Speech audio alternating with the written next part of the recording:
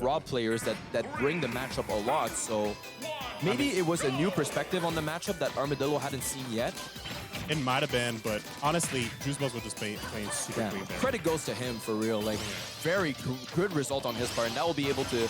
We'll see him more in winners, that's for sure. Yeah. And now two people that we saw earlier doing really good in their own matchup. Yep. Pacha versus Terroxas. Yep, definitely. We saw Terroxas kind of steamroll M, and then Pacha. I mean, it's Pacha. We expect great things from him. Yeah, we expect greatness from someone who. To be fair, though, if I had as many retirements as he did, and I played that well, man, I'd be proud. We don't talk about that. We don't talk about the retirements. But two characters that have very strong, like overall, such strong neutrals, strong assets to work with and really shine at playing the footsies. Oh, yeah, definitely two really good characters in the game right now, and going for that upset. Yeah. Although that was a scary normal. Something I found especially unfortunate for both these characters is that people have lost sight of how good they are just because the DLCs have kind of outclassed them in a lot of ways, but they are still as good as they were on release.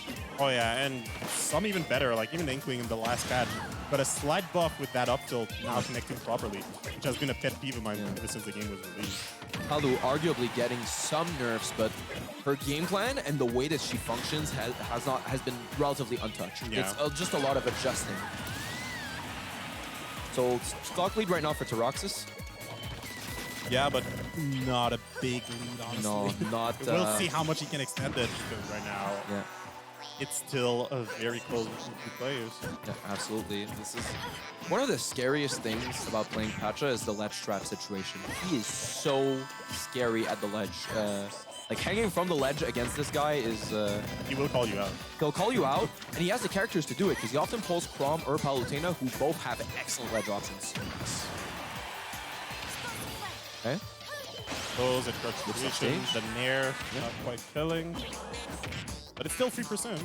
Yep. Oh, missing that. Missed the turnaround on the grab on the first try. Terroxas finally losing stock, yeah. Like a minute. Yeah.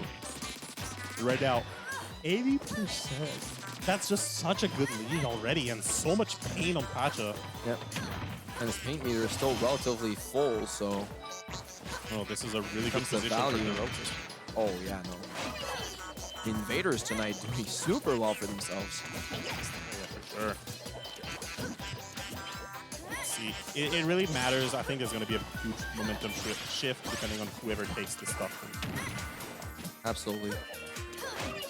Palu, however, one of the few characters that is so good at building a wall in front of her and just not saying, no, you're not allowed to come in here right now. And Inkling, not necessarily the character with the biggest disjoints. He does have back air, which is fairly disjoint. But other than that, it's close. But yeah, Inkling has such good mobility that they just glue to you. And as I was talking about, what mattered was that stuff. And that's the other thing too, is we were talking about how good Pacha's ledge trap is. He also has the ledge trump. So if he feels like, oh, you know what, I don't even need to ledge trap. I can just get this. I mean, it's just another tool in his toolset. Yeah, exactly.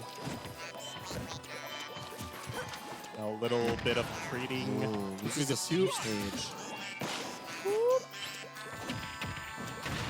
Good pressure overall from both. The up air gonna do it, and just 45%. This is still relatively even.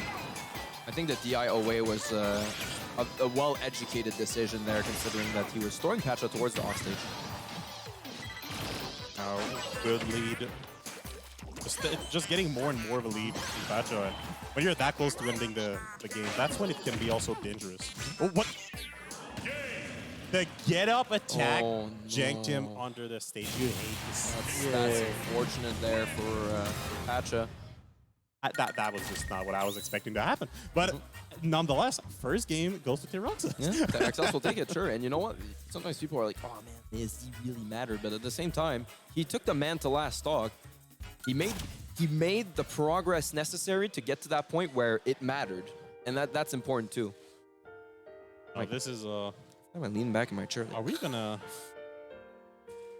to have a second upset? Yo, I don't know about that. Back-to-back upset? I don't know if we're gonna see that. I mean, I'd love to see it. I'm all for like bracket variety, right? So seeing different people get to the top sections of the bracket, especially if we can get some out of region love on stream as we have tonight. Quebec has been willed into existence. Damn right, Smash. But bro, you guys, the thing with Quebec City is you guys pull through with a carpool like every week now, or like there's 1 or 2 carpools at least coming from there. And every time you guys have people that are consistently finding the top 8. Not always the same people, but you're always finding like some of your players in there. And I think that speaks to the level of the region, but also the player pool and how deep Quebec City actually is. Yeah, I mean, we've seen the 2 regions go at it a lot. Oh, yeah, and for sure. what happens often is, overall, Quebec is just a stronger region, but we have the stronger top player. My God, Pacha just going off on the Yoshi Island confirms. Wait, I feel like we just cursed that game. We were just giving praise to other regions and whatnot, and then Pacha's like, no. Pacha's defending his home right now. He's like, this is MGC. This is where Montreal plays. Let me pop off a bit. Let me show you some of what Montreal can do. Montreal gets a throw and kills you. That's what's up. That sounds like Smash 4. Yo, for real, Pacha right now, barely a minute in and almost has 2 stocks off the board. Oh my God, he almost got it there. Yeah. That would have been another Oh, and he's swinging the smash attacks now. Oh God, he's going for those unconventional options. There you go. Just the call-outs right now. Yeah, absolutely. That's good. That was so good from Pacha. Oh my God. And you know that would have worked if it wasn't Inkling, who has like decent airspeed. Yes. Like with a worser airspeed, that was anyone done. with a worse airspeed or worse recovery, they just died there. Yeah. But right now, look, just so dominating on that second game. Yeah, absolutely. Almost trying to say like, yo, that first game was a fluke. Forget it. Yeah, it's like that last game I was just downloading, and now the download is complete. Yeah. I don't have a lot of words for what's happening. Oh yeah, I know. I mean, it's it went so far from one side to the other, and again, and look at this, dude. I mean, I think after that, if I were Terroxas, I'd be like, I am never in my life taking Yoshi's against Palu. Dude. Never again. Just ban that stage right away. Just ban it, dude. Instantly. Don't like. Or maybe not against all Palus, but specifically against Pacha. Like, I mean, the fact that there's a possibility, I would still just... Because the thing is, some Palus prefer to extend towards the off stage so they can play the down tilt 2-frame into back air setups. But in this situation, Pacha clearly was favoring the low ceiling. He was favoring those strings that gets him up there, and he got so much mileage off of it. There was twice in a row where he got Yoshi'd. Bismarck has it right. He got Yoshi'd. Cheated, yeah, straight up. There isn't a lot of ways to say it, but Palu has the ability to do it. And that's something that from Ultimate to Smash 4 that changed a lot for Palu is she's a lot more mobile, she strings a lot better. She wasn't necessarily, she was one of the worst characters in Smash 4 in the day, but the way that they adjusted her in this game makes her go off. She goes off. Pacha was otherwise, but she's one of the best. Heading into this game 3 here. We will get full screen very soon. There you go. We're back. Beautiful. So Terroxas is definitely getting the message on that last game and saying, you know what, no top platform for you, Pacha. We're banning those. You are not laddering me anymore. No more ladders. At most you'll get a cute extension and you'll build some percent, but you're not Yoshiing me. No shot. Yeah, but and the thing is, that went by so fast. Yeah. You really got to get your composure back because you barely won the first game, and then the second game is just it went in an instant. You missed it. Shorter games like that, though, you tend to not overthink them because you're thinking to yourself like, okay, that was short, you know, it's whatever. Like when a game goes to the last hit, when there's 50 seconds left, of course it's gonna be on your mind. Like you just played 7.5 minutes. Definitely, these quick games, you kind of just move on, don't let them get to you. Yeah. It's like, okay, that was a fluke, whatever. Kind of just better to lose that way sometimes than having a nail bagger. However, Terroxas, speaking of which, currently in the loop. Yeah, right now, just more of what we saw in the first game, just taking these early percents and just running away with them. Yeah, Pacha not... the fact that he can't extend as hard is making this much more difficult on him. Oh yeah, you see it already, almost a full stock lead on Terroxas right now. You can tell he's not happy about what happened last game. Oh yeah, no, for sure. It's He kind of like, haha, yeah, you fooled me once. You fooled me twice.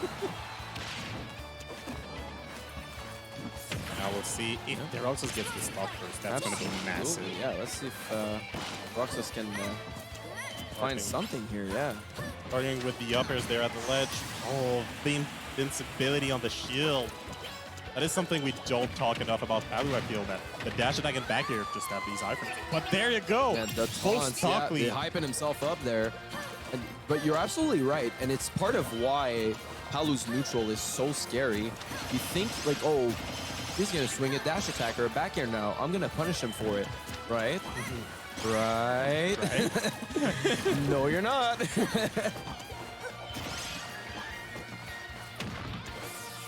Really good.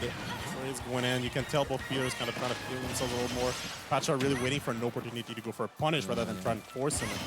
His enemy to do a mistake because he knows his back is against the wall right now. Pacha doesn't have a lot of room for mistakes, speaking of which, so you were seeing him in that Yoshi's game take a lot of risks. Right now, he is playing almost risk-free. Hasn't overcommitted to any punishes, has just grabbed what Terroxas has been giving him. Yeah, he's just running away with this stock right now. Yeah, absolutely. We might have a, we were talking about nailed batters, that might be what we end up getting here. Yep. Let's see if Terroxas can... Finally, Terroxas putting a bit more percent on the on Pacha on this stock. That looked really one-sided so far. There you go, the roller. Oh, not quite. The mashing from... I mean, he was still relatively early percent, and the mashing was good, so he just got out of that. Looking really crazy right now. Terroxas about to lose his stock, but still hanging in there. Pacha adding some more percent. Staled his back air a while ago and still using it. Finally will get it after a while, but like he must have had it on his list like 3 or 4 times. Now 78%. It's not going to take much to get that kill. The paint will definitely help here as well. Oh yeah, for sure. Adding a bit more paint, a bit more damage. That's it. That's absolutely. It. That was the confirm. Popping off while he's at it. Let's go. Terroxas taking it. Juicebox, after his own upset, comes to tap his friend on the back there. Hey, I was saying it. We're getting an upset back-to-back. There we have it. There you go.